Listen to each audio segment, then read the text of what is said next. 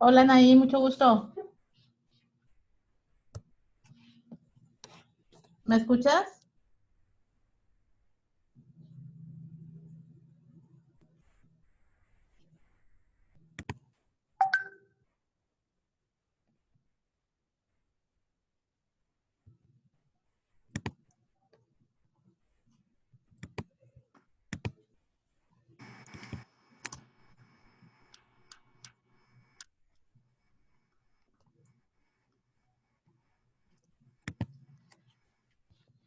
Eh,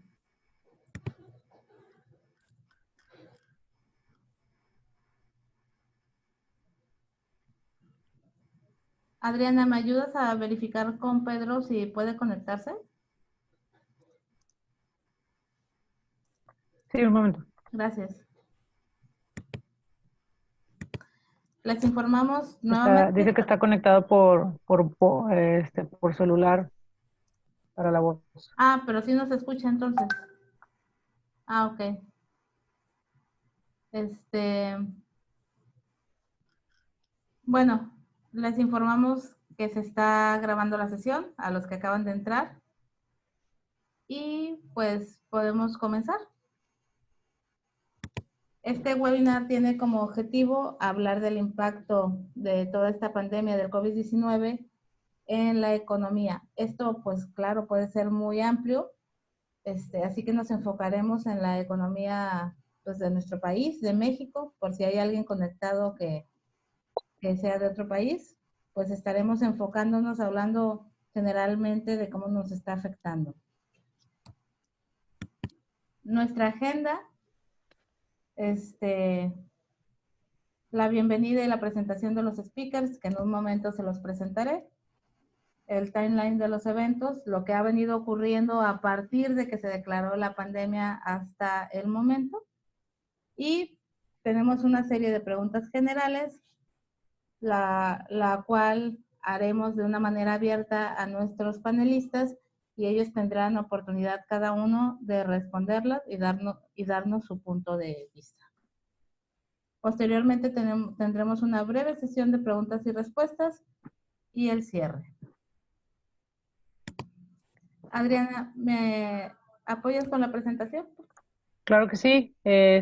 Pues bienvenidos a todos. Yo soy Adriana Vallejo, líder de Hacking Health Monterrey. Primero que nada, vamos a pasar a la presentación.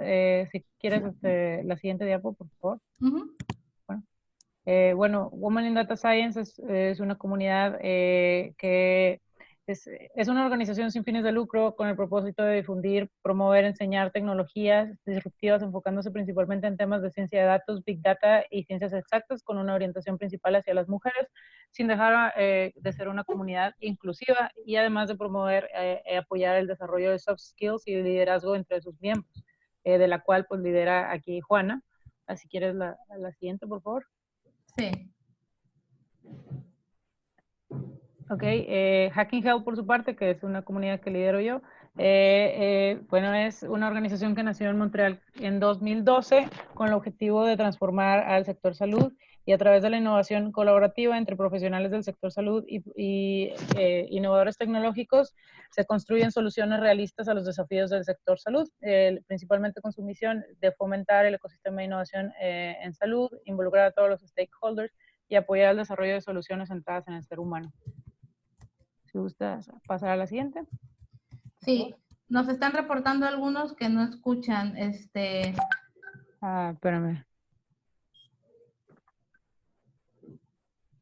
Sí.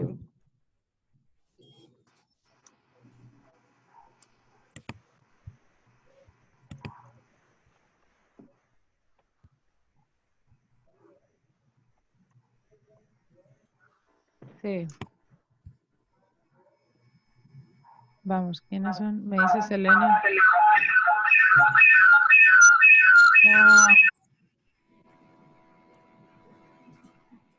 ¿Todo bien?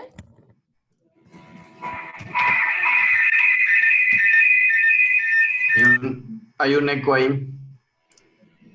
Ok, a ver. Listo. Creo que ya sé quién es. Ya, continúa. Perdón, Adriana, disculpen. Claro, no se preocupen. Bueno, primero que nada, presentar a la ingeniera Anaí Thompson. Ella es directora operativa de Díaz Thompson Consultores, business coach y de planeación estratégica industrial y especialista en emprendimiento social, que nos acompaña desde León. Bienvenida, Anaí. Hola, hola. ¿Cómo están? Y luego nuestro siguiente invitado. Si puedes pasar, por favor. Sí. El ingeniero Eduardo Ramírez, bueno, doctor Eduardo Ramírez Modén, board member y City Lead de Monterrey Saturday AI, board member del Centro de Vinculación Tecnológica, Data Analytics y Cloud Operations Director en NCTech. También aquí con nosotros, bienvenido. Y también está el licenciado Pedro Vallejo, que es cofundador de Datlas, es economista con mucha experiencia en el tema de ciencia de datos. También bienvenido, Pedro. Le tengo que liberar el mío. Así es. Listo, Pedro. Muchas gracias. Tú tienes el eco. Sí, ¿verdad? Los audífonos. A ver. Tengo audífonos, pero... Ahorita vemos cómo se recupera. Si gustas, podemos pasar a la siguiente, por favor. Sí, perfecto. Y bueno, pues vamos a dar paso a las preguntas. Primero, perdón, al timeline, disculpa si le quieres pasar. Platicarles un poquito de cómo comenzó todo esto. Más o menos como a finales de noviembre del año pasado se empezaron a reportar casos en China, en el cual se veían la misma sintomatología o sintomatología muy similar en personas en la ciudad de Wuhan, China, pero fue hasta el 31 de enero del 31 de diciembre del 2019 que se reportó oficialmente el primer caso como lo que fue el SARS-CoV-2 o que ahora conocemos como el COVID-19.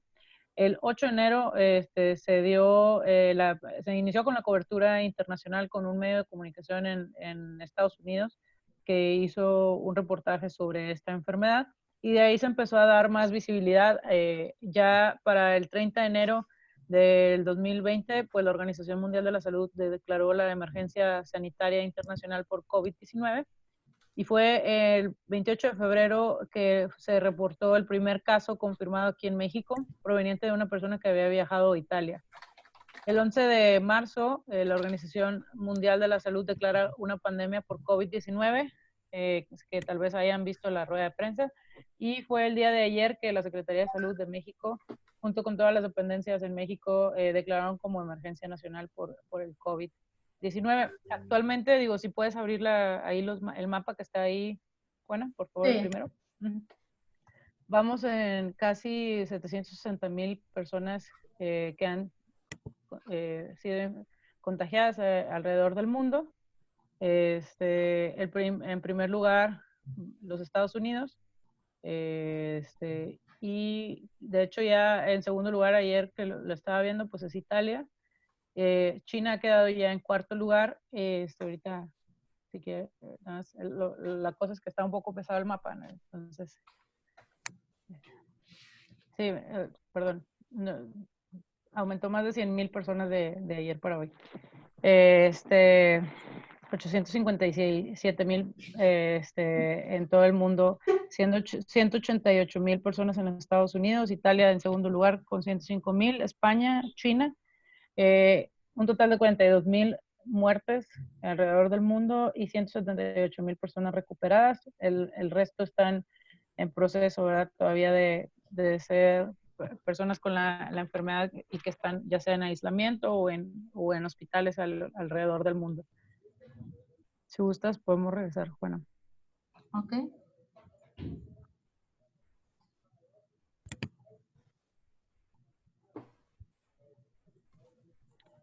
Sí. Y bueno, si quieres pasamos al siguiente punto, por favor. Los datos de PAHO. Sí, bueno, la PAHO o la OMS, que es la división para Latinoamérica de la OMS, si gustas, lo podemos abrir más específicamente. Cabe destacar que estos mapas pues se actualizan diariamente en tiempo real, ¿verdad?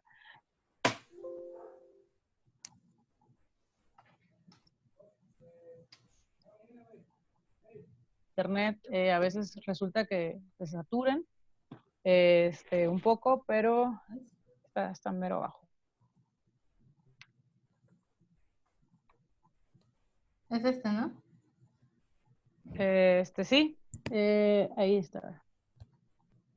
Ahí podemos ver, bueno, cómo los países de Latinoamérica en general o de la región de las Américas pueden ver los casos desde países que están sumamente afectados en comparación de la cantidad de personas, de población que tienen definitivamente, y el número de muertes que pueden ver. Este se actualiza diariamente, entonces fue la última actualización que se hace al día de hoy. Excelente, muchas gracias. Y bueno, pues ya vamos a dar paso ahora sí al tema de las preguntas. La primera pregunta es, ¿el COVID-19 es una crisis o solo vino a empeorar una que ya existía previamente? Abro la sesión de comentarios, si gustan platicar. Buenas tardes. Voy a pedirle a Adriana que me ponga, por favor, la primera gráfica del estudio que hace IGEA, que es el Instituto de Geografía y Estadística para las Américas. Este estudio, de alguna manera, revela el comportamiento real que hemos llevado en México. Cabe mencionar que no podemos hacer un comparativo con naciones como España, como Italia o como cualquier otra parte del mundo porque intervienen demasiados factores, desde las condiciones climáticas, los puntos en donde nos encontramos ubicados a nivel global, la cantidad o la densidad poblacional, el tipo de padecimientos que son de origen étnico, en fin, todos estos factores permiten que estas tablas o estas curvas se modifiquen entre las diferentes naciones. Actualmente, para el 31 de este mes, nosotros estamos esperando 2,000 casos, 2,000 casos confirmados. Pero es importante recalcar que en México tenemos la sospecha que no todos los casos están siendo probados. Por lo tanto, en los 1,100 casos reportados ayer, solo representan un porcentaje de la población total que está siendo evaluada y en el retraso que traemos en las pruebas de confirmación de PCR. Pasamos a la siguiente gráfica, por favor.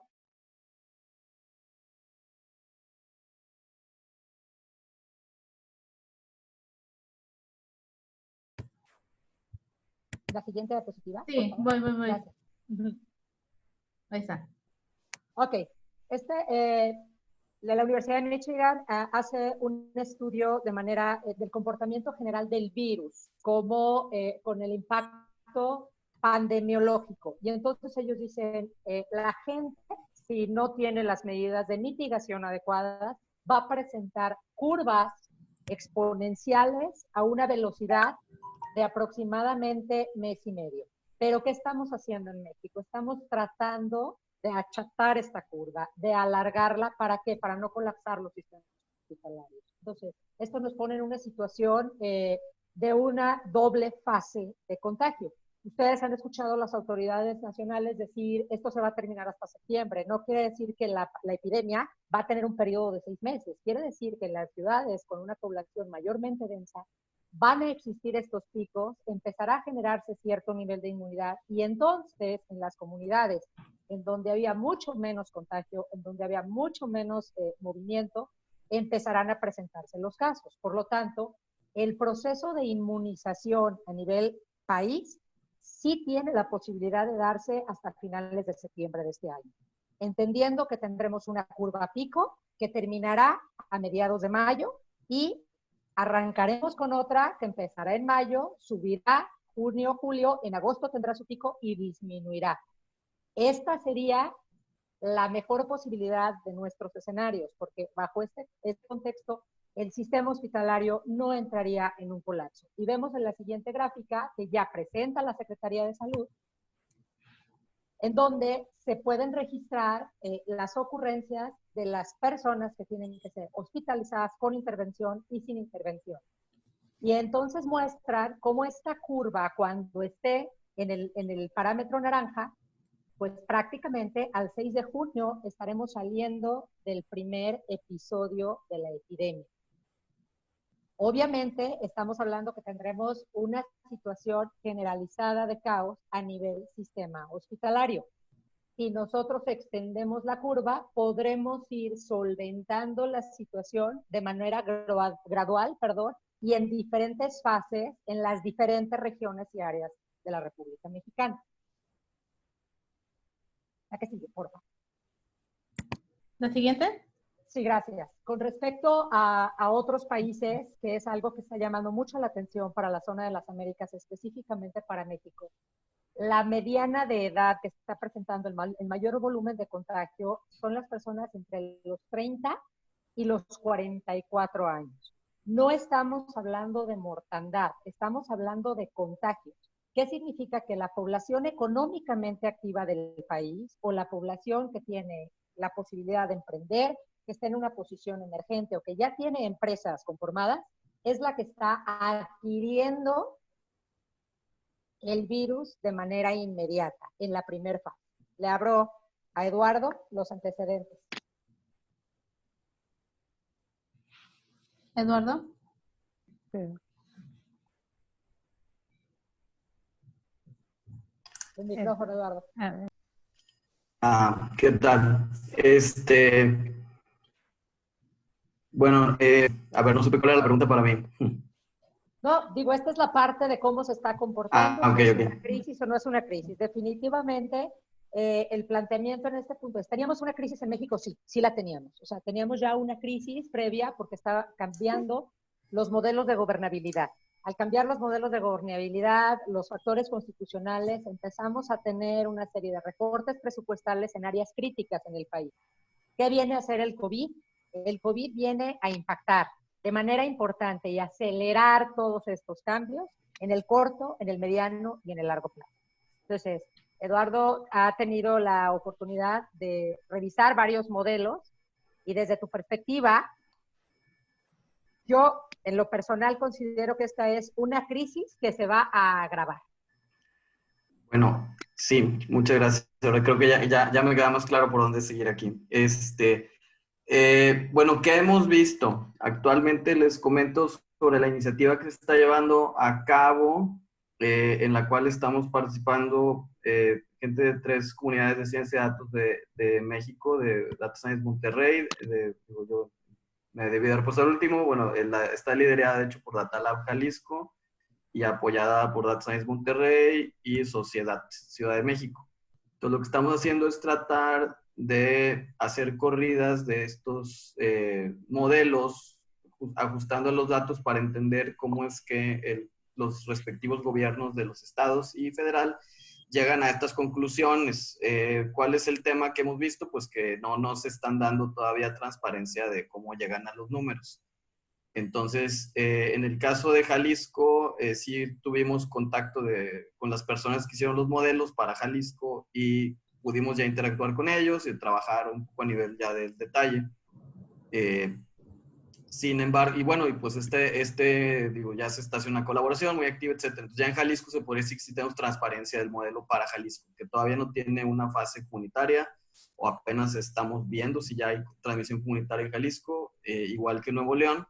Pues ahorita donde es un hecho que hay transmisión comunitaria es, por ejemplo, en la Ciudad de México, y es donde ya empiezan a jugar estos modelos epidemiológicos. Entonces, aquí lo que estamos buscando es que haya esta colaboración y pues saber cómo llegaron a los números, ¿no? Entonces, nosotros sí podemos decir ahorita cómo estamos llegando a los números. Y podemos estar equivocados, ¿no? Pero al menos hay transparencia, ¿no? Y hay debate, ¿no? ¿Qué estamos viendo? Hay una cuestión aquí que se llama el número reproductivo de las epidemias. De hecho, si me permiten, no sé si puedo compartir o si alguien me puede dar la pantalla. Sí, ¿o agregaste tus slides? No me dio oportunidad. Sí, te doy Estamos muy activamente aquí trabajando en esto. Aquí voy a compartir. Deja pausa Okay. compartir y ya puedes compartir tú. Sí, voy a hacer cosas muy preliminares. Lo que estamos haciendo es ajuste. A ver, creo que ya me dicen. ¿Ya? Dice, no puede iniciar la función de compartir mientras otro participante esté compartiendo. Yo ya no estoy compartiendo, ya. Ok, ahí voy a compartir. Bueno, Es un poquito distinto lo que estamos viendo. Entonces, bueno, primero vamos a ver el modelo nacional, porque es el que tiene más datos, ¿no? Entonces, esto es trabajo en progreso, y entonces lo que hacemos, si se fijan, bueno, aquí tomamos los datos, estos son los datos que nos están reportando el gobierno, digo, perdón que salga código y eso. Entonces, estas son la lista, la serie de infectados como se ha venido reportando, ¿sí? Son los puntitos azules, y luego la línea verde es el modelo que ajustamos nosotros, y estas son las bandas de confianza del modelo. Entonces, este modelo nos lleva a una conclusión que es importante, que es este número que se llama la R0. La R0 es la tasa reproductiva de la epidemia, o la velocidad a la que está creciendo la epidemia. Entonces, aunque tengamos todavía pocos datos, ahorita este R0 nos dice que podrían ser 3.4. 3.4 como tasa reproductiva. Déjenme la paso. Este número no está en escala, de hecho quería mostrárselos aquí a escala de la población de México. Pero bueno, básicamente ese es el número natural de, ¿dónde está? Natural de reproducción de la epidemia, ¿no? Entonces, este es un número que, digo, si bien sí se parece un poco a la curva que está mencionando el gobierno, pues básicamente que nos está preparando para, bueno, más de 200,000 muertes, ¿no? Esa sería la parte que estamos viendo, y aunque estamos viendo nosotros en este caso como que un poquito más adelante el pico del contagio, sería de este mes en 120 días, o sea, en aproximadamente 4 meses. ¿Sí? Ese es un poquito una de las implicaciones. Todos esos parámetros seguimos ajustándolos, pero digamos que esta es una curva que no se ha aplanado. ¿Sí? Hasta ahorita en México no hay una indicación. De hecho, esta hasta le bajé un poquito. No, perdón, aquí le bajé a 2.5, asumiendo que sí la aplanamos, ¿no? Si la dejo en lo que estaba, en 3.5, sí saldríamos en 3 meses. O sea, de aquí a 90 días estaría el pico, ¿sí? Pero eso implica 0 acciones de nuestra parte, ¿no? Y esto implica que todo el país se comporta igual. Por ejemplo, Nuevo León, en particular, el número que pudimos estimar, o el número que actualmente tenemos estimado, de cómo está aquí, pues también hay menos casos, es una tasa reproductiva de 1.4. Entonces, nos manda el pico hasta de aquí a 100 días. O sea, que es también casi más de como 3 meses y medio, ¿no? Sí, obviamente esto nos pone también la presión al sistema de salud. Si lo pueden ver aquí, es la estimación de hospitalizados, ¿no? La gris clarito. O sea, el pico aquí de hospitalizados serían 5,000, que pues tampoco hay la capacidad, ¿no?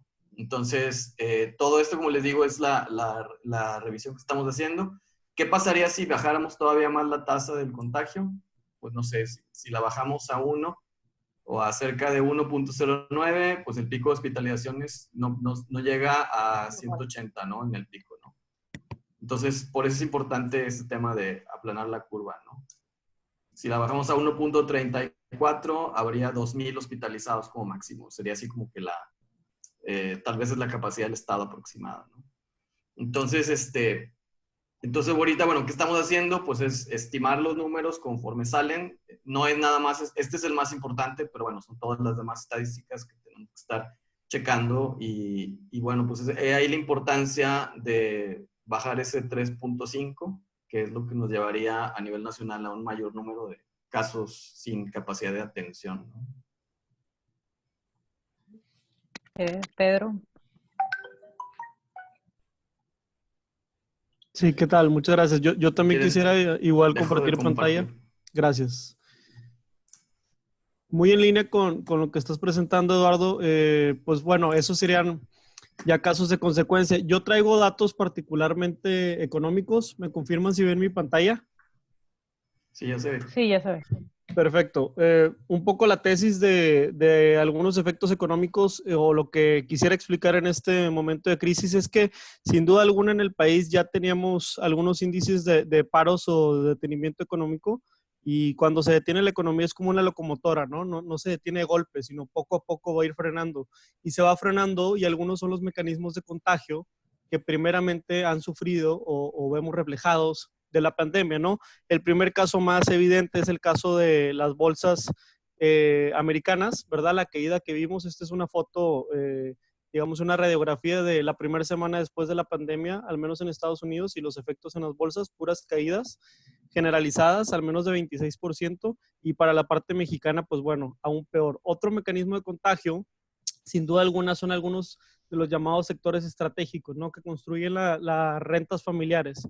Entonces, en una estimación numérica, ¿verdad? Tomando en cuenta que en México hay alrededor de 5.6 negocios formales registrados, pues podríamos contemplar si los servicios educativos están mandando gente a su casa, si los servicios de restaurantes y hoteles están mandando gente a su casa y los corporativos, pues estamos contemplando que por ahí hay algunas pistas para que el 57% de los empleados corran algún riesgo. Esto no quiere decir que inmediatamente van a bajar, sino estamos hablando de que la mitad de nuestra economía, al menos en lo que los empleos confiere, pues está en riesgo, ¿no? Y ya para la parte particular de contabilizar personas, ¿verdad? La población total en México, contraste con Nuevo León, anda alrededor de 125 millones.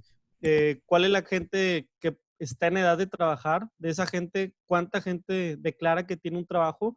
Y de esa gente que declara que tiene un trabajo, 10 millones son comerciantes, 4 millones son oficinistas, que tal vez sea el sector más seguro, conductores, taxistas, gente que maneja fletes, temas de educación. Entonces, la posibilidad de impactar empleos es el 18% de los empleos puede ser inmediatamente impactados. Y si esto se extendiera a las maquilas, que hoy en día saqué las maquilas de la ecuación porque las maquilas justamente todavía están consideradas como sectores estratégicos, pues bueno, si las maquilas entraran en esta ecuación estaríamos hablando de 37 millones de personas, lo que podría ser muy grave. ¿Cómo se va adelantando la foto una vez que conectamos todos estos mecanismos de contagio? Pues aquí en esta gráfica o en esta tabla podemos ver antes del COVID cuáles eran las proyecciones para todos los países. Y actual en crecimiento económico, ahora que pues fue el COVID, ¿no? En caso global, estábamos por ahí contemplando una caída de 2.30%. Entonces, estamos hablando que de un crecimiento que íbamos a tener de 2.30, ahora estamos a una caída de 2.20. Entonces, sí es por ahí grave. Y por el tema de México, pues si bien el último trimestre traíamos datos de que cerramos con un 0%, un crecimiento virtual de cero, pues bueno, decíamos, oye, tenemos expectativas de que para el 2020 crezamos 1.10 y con todo esto que está en la ecuación ahorita, pensamos o esperamos quedar 5.4%. Y esto depende de la fuente, ¿no? Estas son las principales casas de investigación económica y alrededor de estas casas de investigación económica, pues la más conservadora, que es Moody's, está esperando que caigamos un menos 1.5. Yo creo que ellos son de los que no le apuestan a que salgamos hasta junio. Tal vez ellos todavía traen la apuesta de que salgamos en mayo. Y sin duda alguna, Scotiabank, Bank of America, BBVA, ellos visualizan que este año ya está perdido para muchos de los negocios y que ya tendrían que estar viendo el otro año qué hacer. Yo creo que hasta aquí dejaría mi primer comentario y es como parte del panorama económico que quería comentar. Excelente, muchas gracias, Pedro. Nuevamente comparto mi pantalla. Un momento, por favor. Para la pregunta número 2 sería, las estadísticas reales, ¿cuánto van a durar? En estadísticas reales, perdón, ¿cuánto va a durar nuestro estado de cuarentena según los modelos, de acuerdo a lo que se han visto? Sabemos que hay muchas opiniones, pero ¿qué creen ustedes de lo que está pasando en base a los datos? Pasa que dependerá mucho del comportamiento interestatal. No se va a comportar de la misma manera en una población altamente densa que en una población con menor densidad o con mayor dispersión poblacional. Entonces, justo lo que pone en riesgo este periodo es eso, ¿no? O sea, no estamos como en China. China era una provincia, era Wuhan, contuvieron la situación en un área específica. Y países de Europa tienen poblaciones densamente con mucha inferioridad con respecto a México, y Estados Unidos, por ejemplo, estamos en 3 focos específicos. Realmente la propagación hacia todo Estados Unidos no ha sido representativa como en las 3 áreas en donde verdaderamente se está presentando el grueso de los casos, que es la tendencia a la que va México, ¿no? México va a presentar incrementos en las zonas conurbadas de Jalisco, de Monterrey, de Ciudad de México. Se incrementará hacia Puebla, Querétaro, Guanajuato, León, y así sucesivamente, conforme las poblaciones vayan dimensionando en tamaño, se irá propagando. Entonces, el tiempo esperado para la pandemia total, aquí y en China, literal, no será menor a 6 meses. Los datos que acaba de arrojar Eduardo nos están enseñando que el comportamiento se aplana numéricamente, pero una cosa es lo que sucede a nivel números y otra cosa es lo que sucede en la realidad.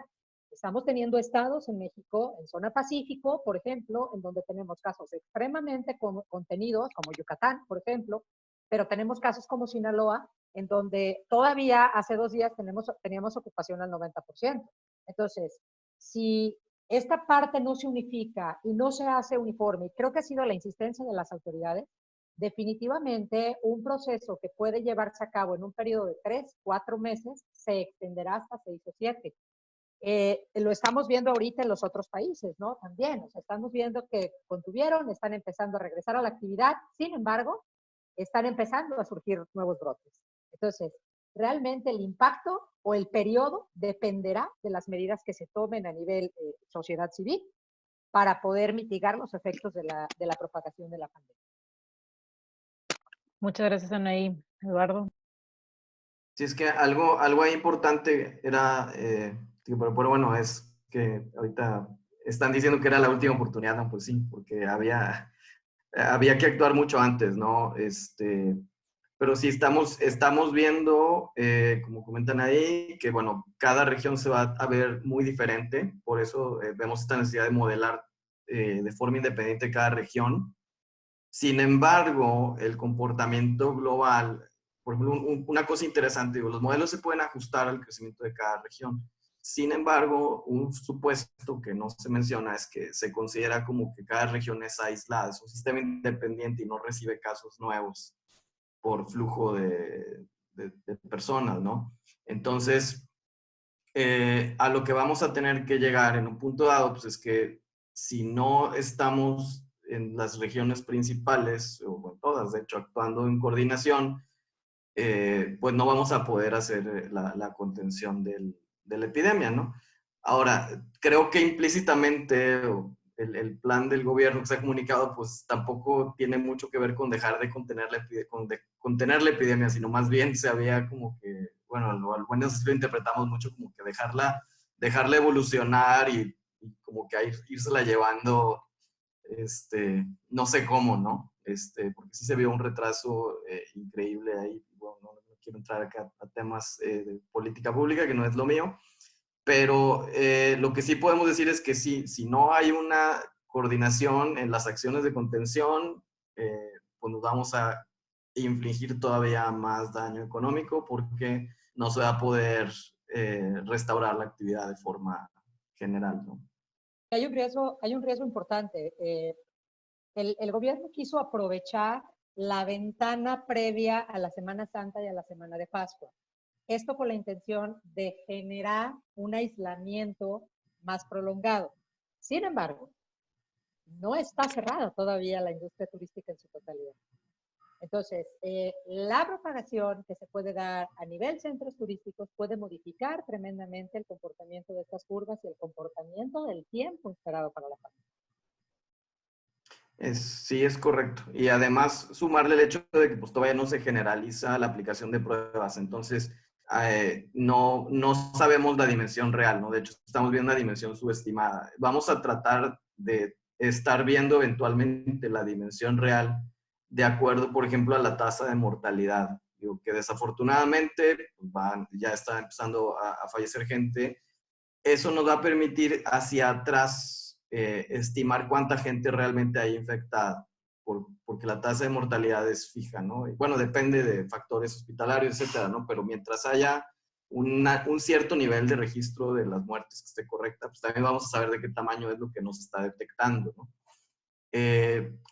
La estrategia, ¿no? Digo, creo que aquí ya más o menos todos hemos estado viendo este tema, ¿no? De los países que han salido de la pandemia, pues sí tiene que ver con la aplicación de pruebas masivas, rastreo de contactos, es un trabajo minucioso, ¿no?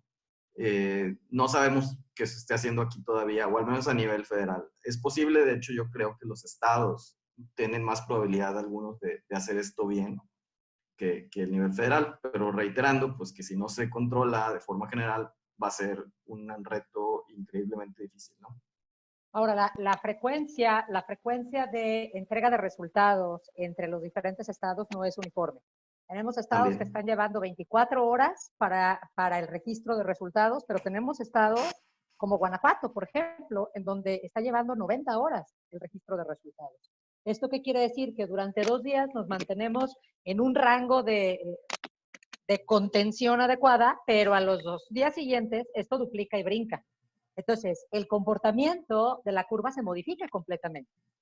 Entonces, mientras no exista un control a nivel pruebas de manera estandarizada, difícilmente vamos a poder obtener el dato real basado en la mortalidad. Así es. Pedro, ¿qué opinas? Pues nada, creo que ya se ha mencionado. Si acaso agregaría el hecho de, hoy decía en la mañana el presidente de la Coparmex, es que no tiene sentido generar una proyección si no tenemos datos fidedignos, ¿no? Y creo que es lo que estamos ahorita, el problema tenemos todo el poder computacional para generar excelentes proyecciones. Sin embargo, estamos a la expectativa de poder normalizar o poder ahora sí tener datos que verdaderamente nos otorgan. Creo que ahorita hay un lado ciego, o sea, sin duda, creo que es muy apropiado el enfoque que mencionó Eduardo y que también está mencionando ahí, en el tema de hacerlo por estado, hacerlo por región o hacerlo si se puede aún con más zoom, ¿verdad? Porque inclusive los municipios, un municipio como San Pedro Garza García está tomando iniciativas bastante distintas a las de a la Guadalupe, Apodaca, por decir algo, donde está el aeropuerto y estamos recibiendo gente como si fuera cualquier día, ¿no? Entonces, creo que sin duda alguna los estimados que hemos estado investigando, el IMEF es el que tiene el estimado más lejano. Ellos dicen que hasta en 4 años vamos a volver a la normalidad, no hablando solamente de la pandemia, también otro tema para dimensionar esto es el indicador, ¿no? Si pusiéramos el indicador en contagios, pues bueno, ¿cuánto se tardó la influenza H1N1 en estar ahora así normalizada y poder ser tratada en cualquier hospital, ¿verdad? Vamos para allá. Yo creo que la apuesta del IMEF y la apuesta de muchas personas expertas que han dicho que en 4 años nos regularizamos, tiene que ver más con un cambio de gobierno, más que con un hecho de per se los datos, ¿no? Creo que hasta ahí eso abonaría. Excelente. Y bueno, pues como una tercera pregunta, hablando de los estragos inmediatos, ¿ustedes qué visualizan? Tanto, obviamente, el impacto de la salud, pero fuera de ella, el impacto que está generando en México, en la sociedad, en las empresas. Ya lo empezamos a ver ahorita, pero ¿qué opinan ustedes sobre esto? Bueno, a mí me gustaría poner en términos generales el panorama, en términos mundanos, digamos, el panorama que se avecina para que Eduardo y Pedro puedan entrar a detalle en cada una de estas partes, que son los expertos, ¿no? Primero, pues estamos empezando a ver ya flujos de efectivo detenidos debido a la cuarentena. Esto va a provocar una falta de liquidez inmediata. En un periodo de 15 días empieza a tener un estrago un estrago fuerte, ¿no? Viene la disminución de la calidad de vida. ¿Por qué? Porque cuando la liquidez falta, porque cuando mi poder adquisitivo se disminuye, pues mis insumos también empiezan a ser inferiores a los que tengo actualmente. Estamos entrando en el fenómeno de la limitación o la reducción de salarios. Entonces, una persona que ahorita percibía ciertas prestaciones por estar en servicio, al estar en cuarentena y el patrón no tener la condición para poder solventar el gasto, empieza a reducir. A su vez, esto vuelve a impactar de nueva cuenta en el ingreso familiar, por lo tanto, el poder adquisitivo se vuelve a disminuir. Todos los aspectos que no estén cubiertos dentro de canastas básicas, dentro de insumos elementales, pueden llegarse a ver afectados con la industria que los conlleva.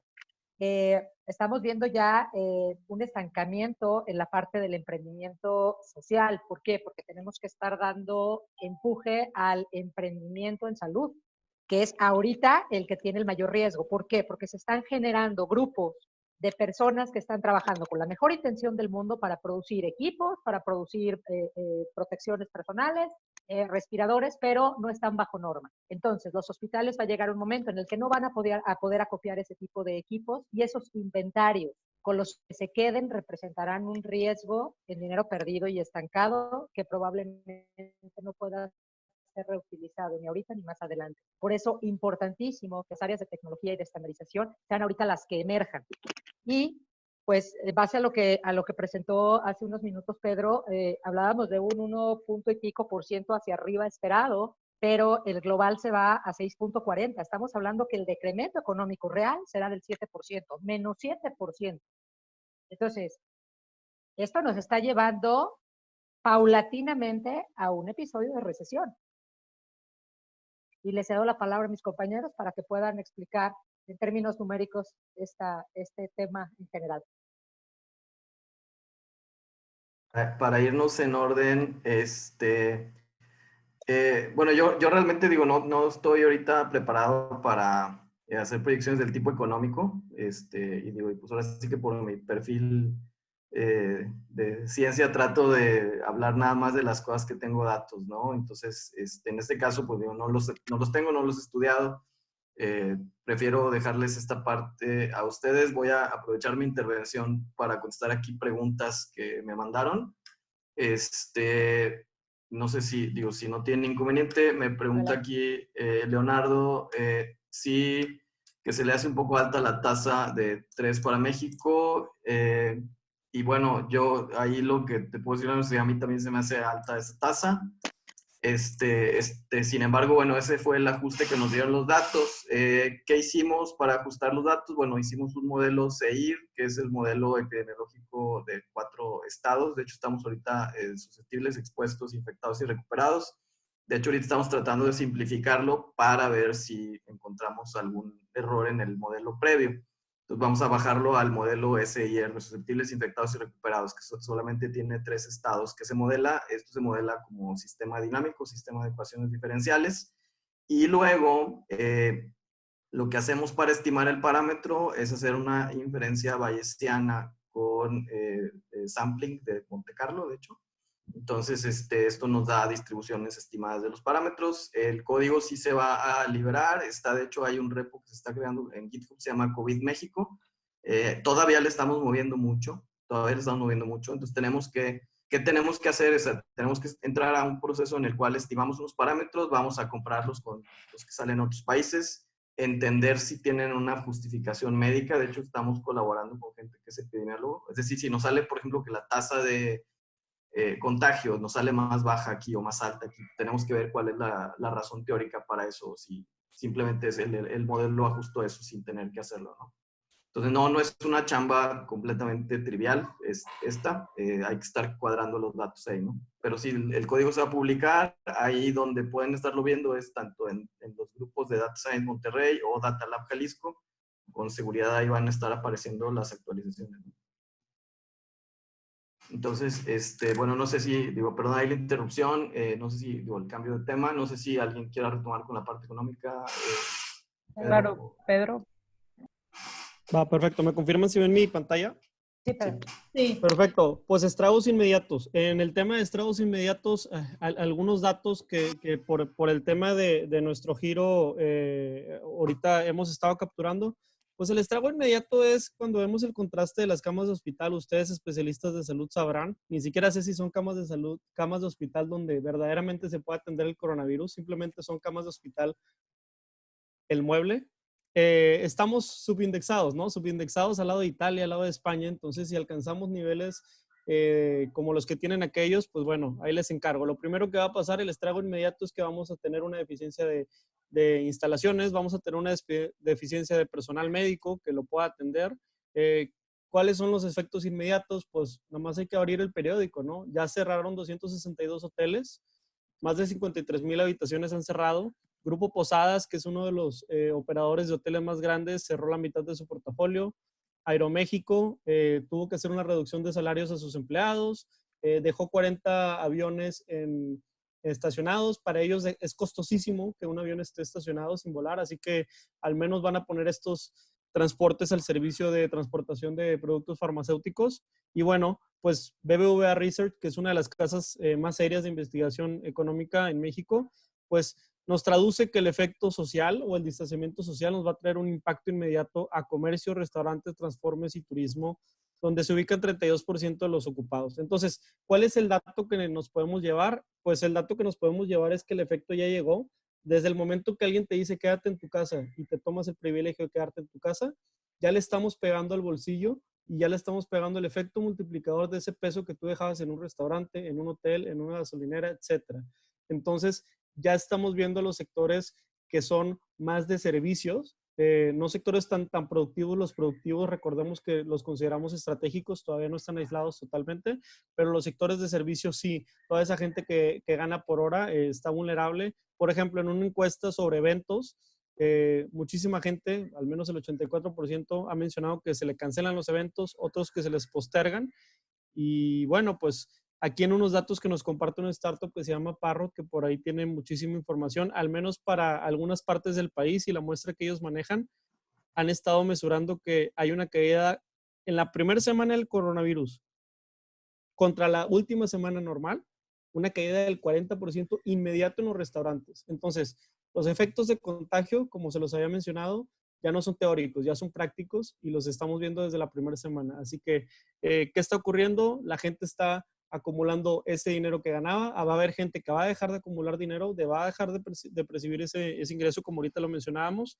Y bueno, pues entonces el estrago inmediato ya lo estamos viendo ahora sí como un sistema, ¿no? Un sistemático desde la parte de salud, desde la parte de turismo, que me toca analizarlo a mí, desde la parte de restaurantes, y seguramente con esta nueva fase, pues bueno, va a haber un poquito más de toma de decisiones importantes. Algunos corporativos ya estarán listando sus tablas de reemplazo, sus tablas de reducciones, como lo fue Aeroméxico.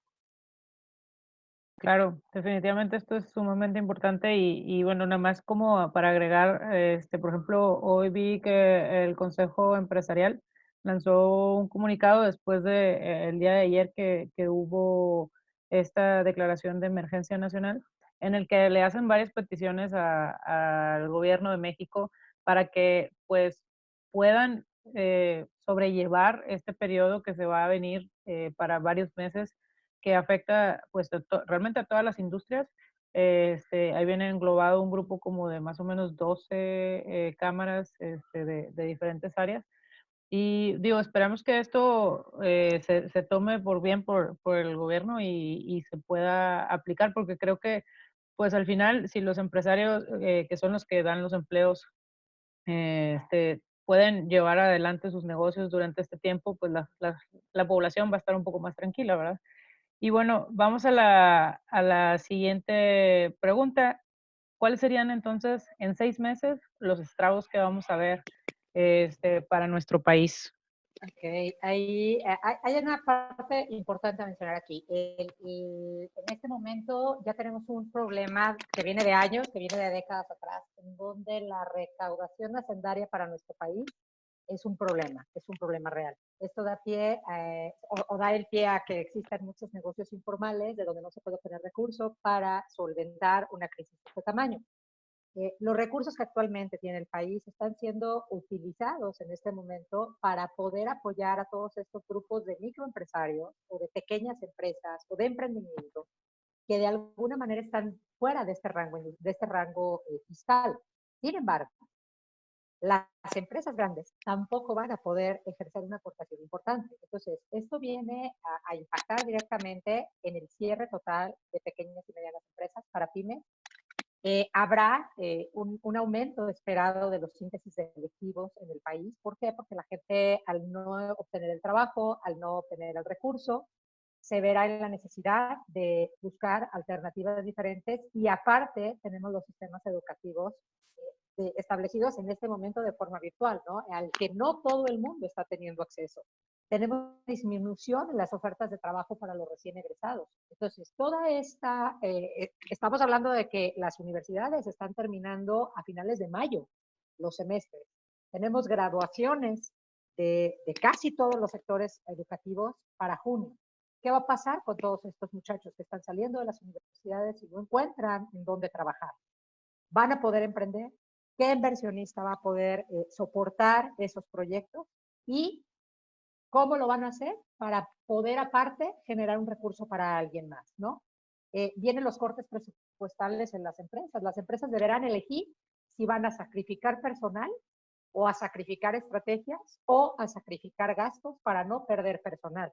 En el mejor de los casos, esto se hará un 50-50, un 50-50. No todas las empresas están en posición de absorber el impacto de esta situación.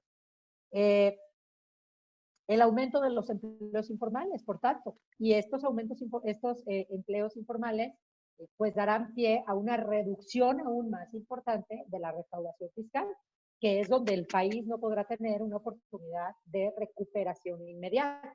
Los sistemas de salud no van a poder mantener la plantilla que actualmente están contratando. Ahorita la Naval acaba de contratar más de 800 médicos, enfermeras, enfermeros, paramédicos, para asistir los hospitales que por la estrategia de salud se deberán implementar en diferentes puntos de México. Pero al pasar la contingencia, todos esos hospitales, como carpas de circo, se levantan y se van. Y toda la gente y la capacidad instalada que está ahí, ¿en dónde va a quedar? Ahora, ya veníamos con un recorte presupuestal importante dentro de las áreas de salud. Estas áreas van a quedar mermadas importantemente en equipo, mermadas importantemente en cuestión financiera. Y si a esto agregamos el cierre que en algún momento se está previendo hacer de fronteras interestatales o de fronteras internacionales, los abastecimientos, tanto de medicamentos como de insumos internacionales, pues se verán afectados en el periodo de 6 meses a un año.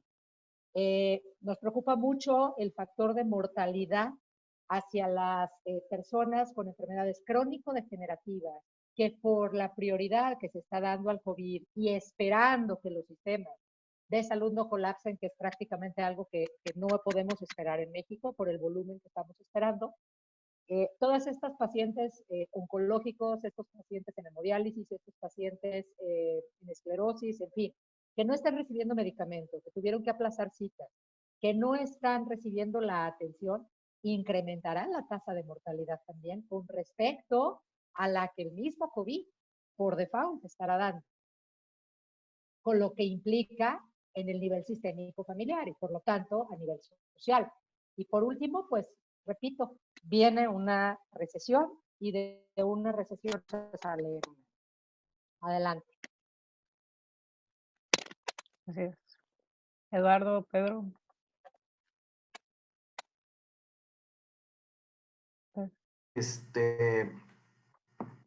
Bueno, los efectos a 6 meses, digo, voy a hacer pequeña opinión, digo, la verdad que como estos temas hay pocos datos. Mi escenario, de forma muy resumida, lo que yo preveo es que va a ser muy complicado para las empresas mantenerse en paro por mucho más de un mes o dos. Y entonces nos vamos a enfrentar a una situación probablemente de cierta reactivación de la actividad, porque al menos lo que yo preveo es que va a ser muy complicado para los gobiernos implementar una cuarentena mucho más larga que la que nos están planteando aquí, ¿no? Creo que eso desde el punto de vista económico puede ser un poco un alivio, desde el punto de vista de salud no lo veo como un alivio. Creo que a lo que tenemos que poder aspirar a hacer bien es a poder estar haciendo micro intervenciones o micro cuarentenas muy focalizadas, con lo cual sea posible no cerrar toda la economía, sino estar cerrando pequeñas zonas según estén dándose los brotes. Sin embargo, para esto podría, o sea, la precondición es que haya una muy mejorada capacidad de detección del virus, ¿no? Pedro. Gracias. Bueno, pues a los próximos 6 meses, sin duda alguna, vamos a voltear a ver atrás y vamos a ver los datos de delincuencia, cómo se fueron para arriba. Creo que es un factor que en la plática no se ha mencionado y vale la pena resaltar. Ya hay algunos datos de negocios y quien está siguiendo los datos de delincuencia ya están yéndose para arriba. Lo que ocurre es que cuando las personas que tienen un empleo formal o informal se ven desplazadas, pues sin duda alguna empiezan a surgir los mercados negros o más que una economía informal, pues buscar estas maneras de delinquir para obtener el recurso que de ninguna otra manera estás consiguiendo, ¿verdad? Porque tu trabajo ya no vale lo mismo que valía hasta hace un par de meses. De un punto de vista específico, creo que en 6 meses vamos a estar viendo los negocios regresar poco a poco a su personal y no vamos a estar viendo a todos los negocios de golpe. La manera más ordenada debería ser por sectores. En este sentido, deberíamos estar hablando de que primero regresen los sectores más estratégicos en el orden que más nos están otorgando al PIB, siendo los últimos, ¿verdad?, los que más contacto con extranjeros podrían tener, ¿no? Quiero aprovechar la intervención. Hay una pregunta que puedo responder ahorita y hay otra pregunta que nada más la voy a mencionar porque creo que se responde en la que sigue. Por aquí pregunta Rosa, ¿sí? Ok, adelante, sí. Por aquí pregunta Rosario que si o comenta, la recesión económica es inevitable. Me gustaría saber más bien qué ocurrirá después. ¿Se utilizará la inteligencia artificial para acceder y controlar datos de la población, así como lo está haciendo actualmente Asia? Mi opinión, que es meramente opinión, es que no va a pasar eso en el corto plazo debido a que no hay interoperabilidad, no hay ahora sí que sistemas integrados y sí tenemos generación de datos de población, pero están generados de manera asimétrica. Es decir, están construyéndose en silos, tal vez el INEGI, la CONAPO, el INE, el INAI, etcétera, cada quien tiene su siembra, pero no se comunican y no están integrados ni estructurados. Entonces, nos costará un poco de tiempo ver allá qué sí se puede hacer con inteligencia artificial, anticiparse, temas de previsión, tal vez orientaciones como la que está apuntando Eduardo, como la que se ha mencionado ahí. Nosotros por Datlas construimos un mapa para cuerpos de rescate en casos de catástrofe. Entonces, ya hay algunas iniciativas de las comunidades de desarrollo que se han citado aquí, que la verdad es lo que está al alcance. Es decir, los desarrollos e innovaciones en IA, yo le apuesto mucho más a que vengan de la agenda de la IP, a que vengan de una agenda de gobierno donde los presupuestos están siendo recortados. Y si hubiera presupuestos, sería mejor que se destinen a salud.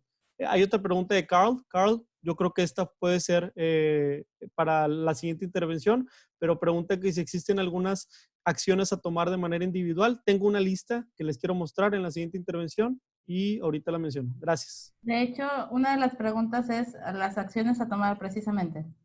Así es, justamente vamos para allá. ¿Cuáles serían las posibles medidas de recuperación desde cada uno de los puntos de vista? Bueno, definitivamente tenemos que empezar con impulsar la generación de empleos formales, ¿no? O sea, no podemos empezar a emprender y no podemos empezar a generar modelos que no estén conformados fiscalmente y legalmente de manera adecuada, porque el impacto de esto, pues ya lo hablamos, va a repercutir en muchas áreas. Será necesaria la apertura y facilidad para empresas transnacionales. Actualmente tenemos varios casos, estamos hablando de la cervecera de Baja California, estamos hablando de plantas de automotrices en la zona centro, en la zona del corredor industrial, Aguascalientes, Querétaro, que han dejado de instalarse en México porque las condiciones fiscales no son favorables para ellos. Entonces, tendremos que, como país, generar estrategias que les permitan nuevamente a todas estas empresas transnacionales generadoras de empleos masivos poderse posicionar de nueva cuenta acá. Se oye fácil, la realidad es que el panorama para que esto suceda pues tampoco es inmediato, ¿no?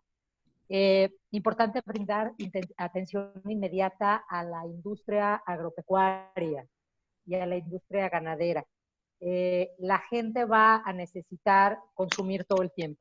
Esta industria ha estado de alguna manera abandonada, y voy a ponerlo entre comillas, porque finalmente es gente que va a seguir produciendo siempre, va a poder seguir vendiendo siempre, porque es consumo básico. Sin embargo, hay un área de oportunidad muy grande para el mercado de consumo alimenticio. Entonces, es importante voltear a ver a la industria agropecuaria, la industria agroindustrial y la industria ganadera. La industria automotriz está tomando ahorita, o estaba tomando antes de esto, un auge importantísimo. Entonces, será indispensable retomar toda la cadena de suministro que representa la industria automotriz, porque ahí es donde está la generación de empleo. Y habrá que posicionar estas plantas en las zonas estratégicas de mayor densidad poblacional, precisamente para reducir los índices que se pueden presentar a nivel delincuencia, a nivel problemática social, pero sobre todo para aumentar el volumen de recaudación fiscal. Necesitamos la reactivación de los centros turísticos. cuanto antes. O sea, creo que uno de los ingresos, ¿no? A lo mejor Pedro les puede dar más datos específicos sobre esta parte, pero creo que uno de los ingresos que al país provee de recursos será importante que vuelva a reactivarse. Y deberá reactivarse desde una plataforma sumamente atractiva con respecto a otros países. La apertura de ONGs, organizaciones no gubernamentales, deberán establecerse no en función altruista y no en función de apoyo. Tendrán que establecer mecanismos que generen modelo de negocios autosustentables. Y aquí será importante aprender a manejar la agenda de sustentabilidad 2030. ¿Por qué? Porque esto nos permitirá eventualmente generar fondeos internacionales para que estas organizaciones puedan a su vez generar empleos, generar un recurso, un servicio y un producto. Eso desde mi punto de vista como aportación para posibles soluciones a la salida de esta recesión. Gracias. Gracias. Eduardo o Pedro. Bueno, igual del tema económico quiero opinar muy poco porque no es lo mío, pero bueno, sí creo que lo principal es buscar las empresas que sí estamos con capacidad de operar por no tener un tema físico, pues no disminuir tan drásticamente las operaciones. Digo, en el caso de software todavía tenemos actividad afortunadamente. Otras industrias, pienso que va a ser muy importante encontrar la forma de, también en el sentido de que no va a ser tan posible para el gobierno mantener una cuarentena tan larga, buscar las formas de operar con altos estándares de salubridad para prevenir contagios en el trabajo, ¿no? Es decir, operar un poco más como si fuéramos personal de alto riesgo todos, ¿no? Entonces, pienso que ese tipo de medidas van a ser útiles para reactivar la economía. Entonces, bueno, pues es lo que considero y pues creo que vamos a estar ahí muy pendientes de ese tema también.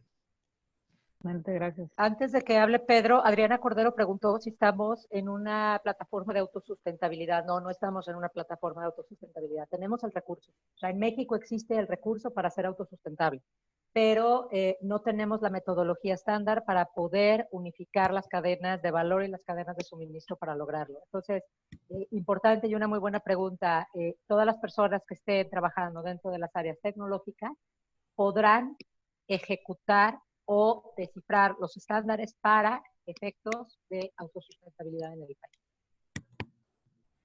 Gracias. Pedro. Padrísimo, gracias.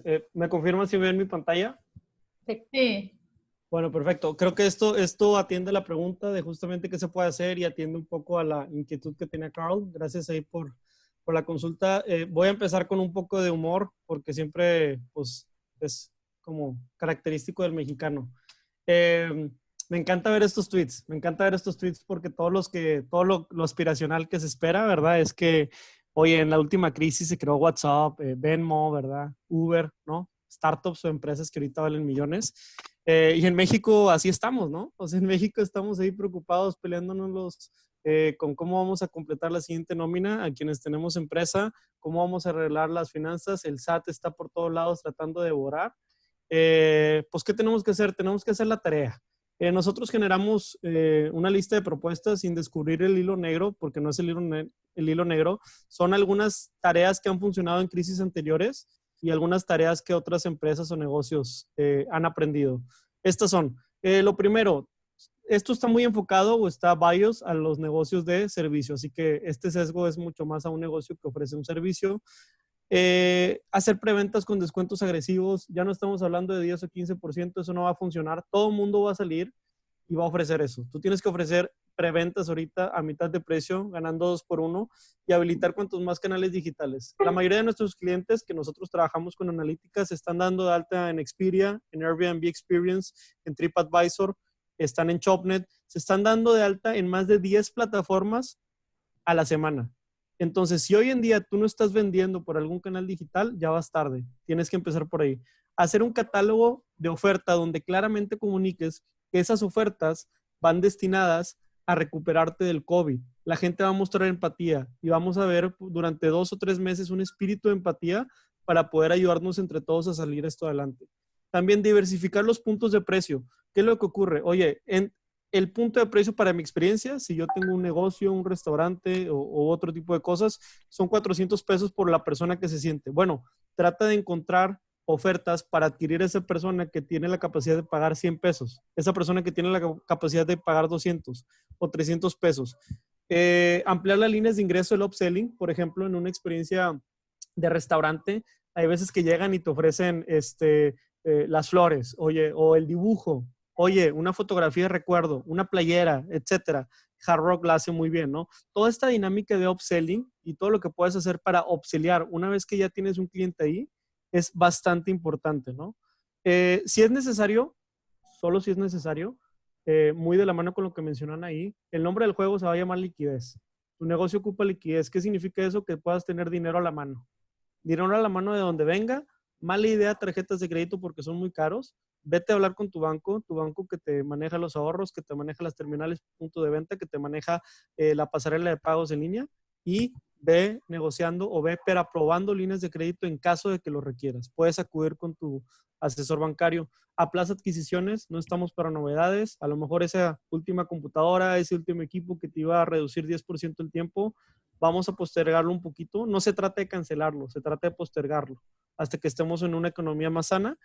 Y el nombre del juego, pues bueno, también va a ser renegociar plazos y deudas. Esto es antes, esto es ahorita, mientras no puedo activar mi negocio. ¿Qué recomendamos nosotros para cuando ya puedas activar el negocio? Enfócate en el mercado local o regional. Toma en cuenta que las personas del extranjero no van a venir tan rápido a México. Vas a tener que apropiarte o vamos a estar todos compitiendo por el dinero que está en la cartera de todos los de Regios o de todos los de Guanajuato o todos los que están en el estado. Entonces vamos a enfocarnos inicialmente. No significa que ya no me voy a enfocar en los extranjeros, sino inicialmente vale mucho más la pena que seas enfocado en tus actividades de comunicación y marketing a ellos. Mejora la atención.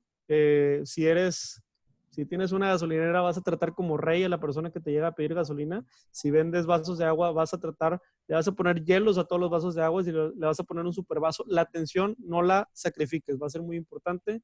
Socializa todos los cuidados de limpieza.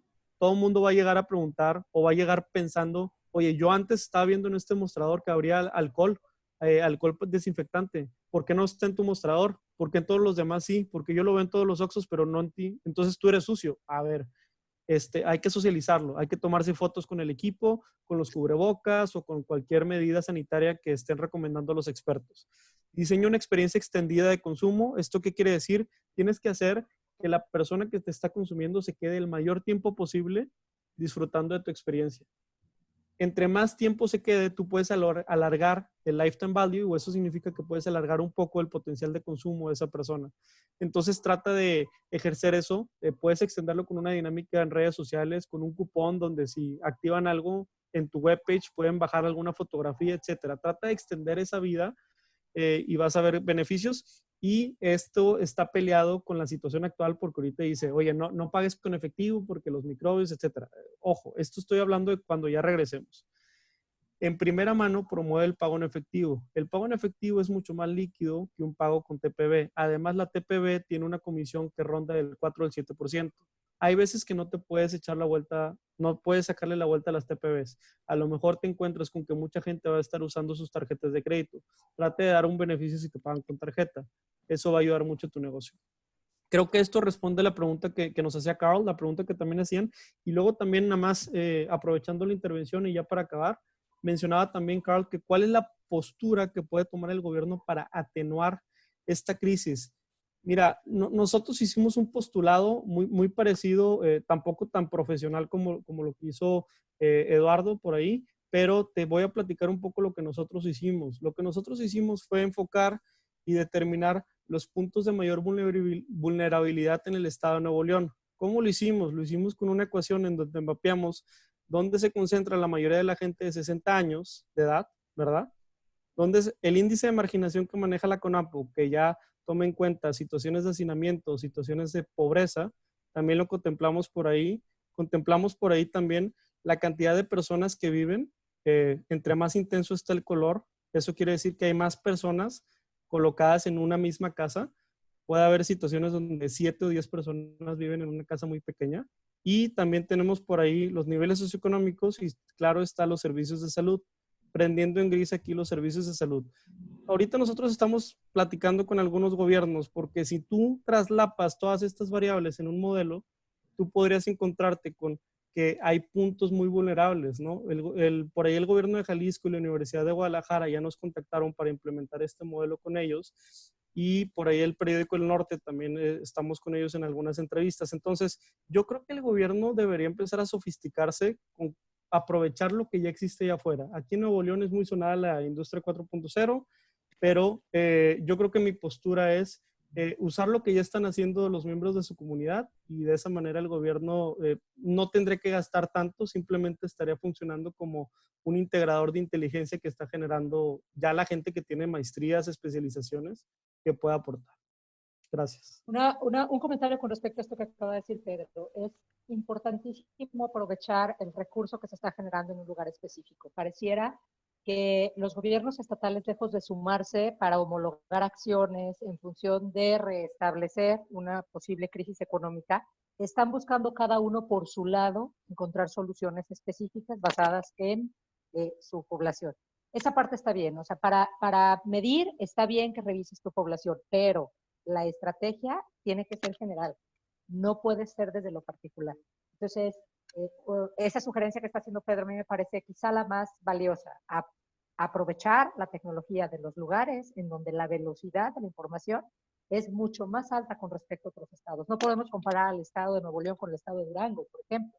No podemos comparar a Chiapas con el estado de Veracruz. O sea, tenemos que evaluar cómo homologar que esa información baje de manera adecuada. Tenía dos preguntas ahorita en el chat que me gustaría responder, Grecia. Tú preguntas si los proyectos de gobierno se van a postergar, hablando específicamente del aeropuerto, la refinería y el Tren Maya. Es una pregunta que necesitaríamos ir a hacerle al señor presidente cuando esté saludando a la mamá del Chapo. ¿Por qué? Porque pareciera que no está bien estudiada ninguna de las propuestas ni ninguno de estos proyectos. Sin embargo, la aplicación del plan DN3 va a implicar una reducción importante en las arcas gubernamentales para la sustentabilidad de la estrategia del COVID. Entonces, tendrán que definir muy bien la viabilidad de la continuidad de estos tres proyectos. Probablemente eso sigan. No se visualiza una detención en ellos, pero sí se visualizan, y ya está sucediendo, el cierre de muchas dependencias que proporcionan apoyo inmediato a emprendedores, a pymes o desde la misma función sanitaria, ¿no? Entonces, sí, efectivamente hay proyectos que se van a deber de postergar. Por ahí MB preguntaba si los estudios de mortalidad están definidos. Reviso la pregunta y la expongo. Ay, perdón. Ay, es que las preguntas crecieron.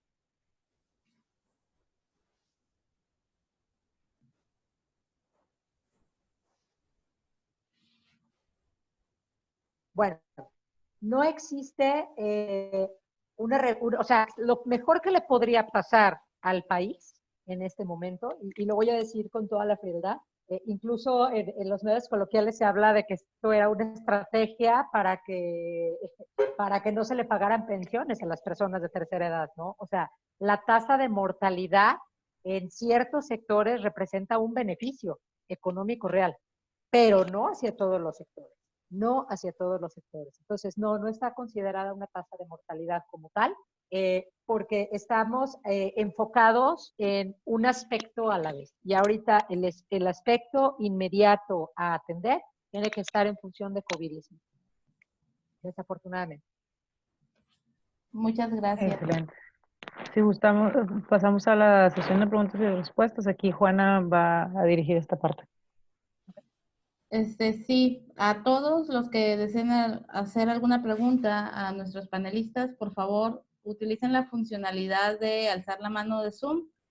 Esto va a hacer que cada turno tenga un orden. Quien primero oprima esa funcionalidad, pues va a estar hasta arriba y así sucesivamente. Muy bien, tenemos la primera.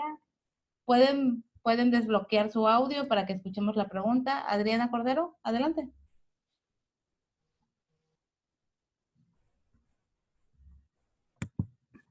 Buenas noches a todos. Mi pregunta es, ¿ves que naturalmente los mexicanos somos creativos y con una capacidad de supervivencia inigualable? ¿Ves que haya una ventana para crear nuevos modelos sociales en estas circunstancias, tomando en cuenta el gran vacío de modelos sociales, vaya la redundancia, en nuestro país? ¿Crees que tengamos la oportunidad de abrirnos a nuevos modelos sociales económicos o al menos a nivel micro, a nivel estatal? ¿La quieres responder, Pedro, o me dejas entrar en la plataforma social? Digo, si quieres, déjame dar una breve opinión en esa situación y ya después te paso. Mira, yo creo que digo, es muy buen cuestionamiento.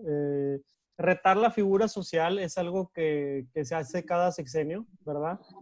Lo que yo te puedo decir es que volteemos a ver a poblaciones más vulnerables. Tal vez cuando llamo vulnerables me refiero a poblaciones en ejidos o poblaciones que estén en alguna situación de comunidad donde el líder no tengan un gobierno, digamos, institucionalizado, sino hay un gobierno de la persona que grita más fuerte, la persona que es el matriarcado, patriarcado, etcétera. Creo que en esos modelos van a florecer mucho más en esta situación. Y van a ser modelos en donde va a haber un administrador de los recursos y esa persona va a tener autoridad para darle a todos lo mismo, ¿verdad? O a las personas que están más, que dicen, ya no vale la pena esta persona, aunque suene muy feo como esos modelos en Italia o en Francia, ya no le vamos a dar recursos, comida o lo que sea a esta persona porque se está acabando lo que a ellos les podría durar más. Creo que no estamos tan poco civilizados, o sea, tenemos que retar otro tipo de modelo. Ahorita lo que te puedo decir es que hay un término en sociología que se llama el piso básico, y el mexicano no está dispuesto a perder el piso básico. Y cuando tú te metes con el piso básico, que para mucha gente puede ser una Coca-Cola en la mesa a la hora de la comida, un vaso de agua, frijoles, tortillas, etcétera, cuando tú te metes con el piso básico de alguien, salen las huelgas, salen las rebeliones y empieza a crecer la delincuencia de manera desmesurada. Y hay muchos casos de eso en otros países de Asia, sobre todo. Entonces, yo creo que no estamos listos para que de manera generalizada se rete el modelo social, pero naturalmente va a suceder en las zonas más vulnerables del país. Gracias. Y hacia las zonas densamente pobladas, las plataformas sociales deberán generarse desde modelos de negocio. O sea, establecer una plataforma social en función altruista no será conveniente. Definitivamente no será conveniente porque habrá muchos haciendo mucho, generando muy poco. Tendrán que generarlo a través de un modelo de negocio específico y aquí es donde la parte de emprendimiento hacia las consultorías, hacia los asesores, hacia los asesores financieros, los asesores sociales, tendrá un auge muy importante. Son las áreas de oportunidad de estos pequeños sectores de gente con el expertise para poder impulsarlos. No creo definitivamente que desde la plataforma gubernamental se puedan abrir plataformas sociales hacia poblaciones altamente densas, sino como lo dijo Pedro, hacia las comunidades rurales que verdaderamente vayan a requerir no perder ese piso básico. Ok, muchas gracias. Ahora A ti. tenemos otra pregunta de Grecia Cortés. Adelante, Grecia. Bueno, ¿me escuchan? Sí. Ok. La verdad tengo varias preguntas, pero me voy a enfocar en esta inmediatamente. Estoy en Facebook en un grupo de inversionistas y aunque no es el tema principal, obviamente se tienen que tocar el uso de las políticas públicas, que quién paga impuestos, aparte de la temporada de pago de declaraciones para personas físicas. Pero hay algunos que están como que queriendo hacer el justiciero social y preguntan de que si les parece justo que dado que el Estado tiene la responsabilidad de cobrar el impuesto sobre la renta, o sea, sobre las ingresos que tiene una empresa y repartirlos justamente en servicios de salubridad, seguridad, educación, etcétera, ¿por qué no les parecería justo que ese dinero se repartiera a las personas que lo necesitan, específicamente a gente que siendo afectada ahorita por la situación del COVID-19 está en la informalidad y no cuentan con un sueldo? Y está peleando o discutiendo de que, oye, ellos nunca han pagado impuestos, sí, pero ¿por qué no apoyar primero a los que sí pagan, cumplen con sus obligaciones? ¿Por qué no ayudar a las empresas pequeñas y medianas para que puedan pagar su nómina o reducir sus gastos para que sobrevivan? O sea, es una pelea más que nada por el mito que se ha perpetuado mucho tiempo de que, empresario es malvado, trabajador es bueno y noble. A ver, aquí hay que partir dos cosas, Grecia. Primero, México no tiene la infraestructura para que no haya recaudación. O sea, si no hay recaudación y estamos a partir de servicios elementales, limitados y con ciertas deficiencias, sin haber recaudación no hay nada. No hay nada. O sea, es la forma en la que el país necesita moverse en una plataforma distinta. Dejar de cubrir el ISR, dejar de cubrir los IVAs, dejar de cubrir todo este tipo de impuestos, lo único que va a generar es la facilitación de empleo informal como estándar para México. Y no pretendemos entrar en este tipo de rubro. Entonces, los empresarios no son buenos ni no son malos. Los empresarios tienen la obligación de producir, dependen familias de ellos, su propia familia depende de ellos, y establecerán, como cualquier negocio, las medidas pertinentes para garantizar la seguridad de sus empleados, de su empresa, para que pueda seguir generando y aportando al Producto Interno Bruto del país. Entonces, creo que hay mucha especulación alrededor de este tema, ¿no? Por ahí incluso en redes están las propuestas a firmarse, en donde no hay que pagarles a los diputados. Bueno, claro que deberán haber ciertos ajustes, creo yo, presupuestales desde la infraestructura gubernamental, pero no tiene nada que ver con el hecho de disminuir la recaudación y mucho menos ahorita, mucho menos ahorita. O sea, ahorita creo, no sé qué opine Pedro de esto, pero creo que la recaudación hacendaria proveerá en gran medida el proceso de recuperación más eficiente. Y es muy probable que Hacienda se ponga mucho más fuerte o mucho más incisivo de lo que está ahorita a niveles estatales, ni siquiera a nivel federal, porque la mayor parte de los estados grandes están destinando recursos que tienen que ir para la infraestructura primaria de las poblaciones para atender la situación de COVID. Entonces, difícilmente puede ser una estrategia efectiva.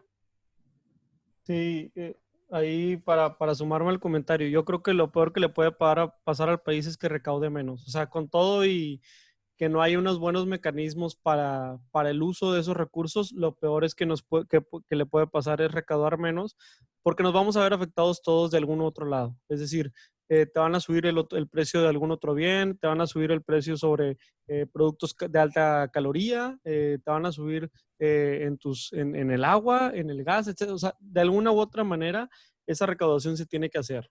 Entonces, sí la necesitamos. El ojo del inversionista va mucho hacia el retorno de inversión. Es una buena pregunta cuando dices, oye, ¿dónde me genera más retorno ese peso que debería de depositar el gobierno, verdad? Y ahí empezamos a distribuir entre, oye, entonces esos recursos deberían de ser apostados al sector salud, al sector emprendimiento, al sector corporativo, etcétera, etcétera. Y lo que trata intencionalmente el gobierno es tratar de promover a nuevos entrantes a la economía. Es decir, ¿para qué quieren nuevos entrantes a la economía? Pues quieren que haya nuevas empresas y empresas formalizadas para que haya un círculo vicioso, digo, virtuoso, ¿no? Un círculo virtuoso en donde ese dinero que recojo, pues lo dejo en servicios públicos, pero también para el sector privado vuelva a integrar nuevas empresas, ¿no? Y ellos están recaudando un poco más y se va haciendo una bola de nieve. Creo que sin duda alguna, los inversionistas van a buscar el retorno de inversión. No es la manera correcta, por eso hay economía en el sector privado y también en el sector público. Y sin duda alguna yo te diría que revises un poco más la postura de que la gente siga pagando impuestos, porque hay mucho más valor que capitalizar y mucho más retorno a largo plazo que el hecho de un ahorro, ¿no? Muchas gracias. Ahora, solo vamos a tomar la pregunta de Israel, de Windows 10, así está su nombre. También ya vamos a cerrar, nos hemos topado con, pues teníamos tiempo limitado. Después de esta pregunta, hacemos el cierre. Israel, por favor. ¿Me escuchan? Hola. Sí. Mi nombre es Israel.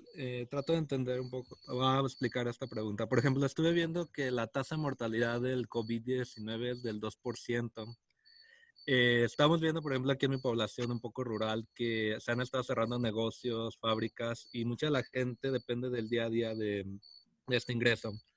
A lo que yo no sé, pronosticaría, y lo estoy viendo, empiezo a ver que no hay dinero suficiente para comer, los niños van a enfermar eventualmente por nada más la nutrición.